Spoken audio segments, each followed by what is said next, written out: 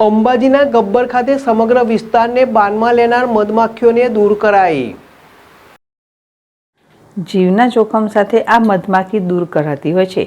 લીમડાના પાંદડા દ્વારા લાંબી નીસરણી બનાવી મધમાખી દૂર કરાઈ હતી। અંબાજીના ગબ્બર ખાતે મધમાખી દૂર કરવાની કામગીરી હાથ ધરાઈ છે। થોડા સમય પહેલા મધમાખીઓએ ગબ્બર ખાતે યાત્રિકો ઉપર હુમલો કર્યો હતો। અંબાજીના ગબ્બર ખાતે મધમાખી દૂર કરવાની કામગીરી હાથ ધરાઈ છે।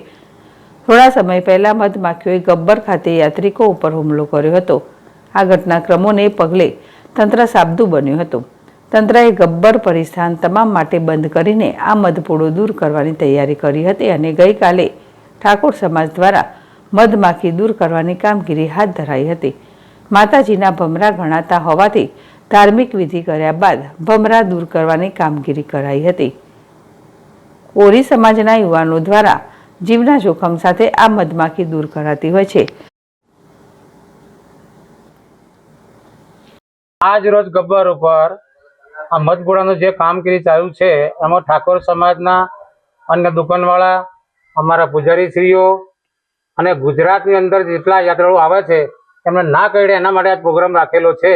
આરાસુરી દેવસ્થાન ટ્રસ્ટ ખૂબ અમને સહકાર આપ્યો છે। અમારા વીસ પૂજારી, મહારાજો, પત્રકાર સાહેબશ્રીઓ કામગીરી આજે અમે ચાલુ કરીએ છીએ ને પૂર્ણ કરીને તમને આપીશું।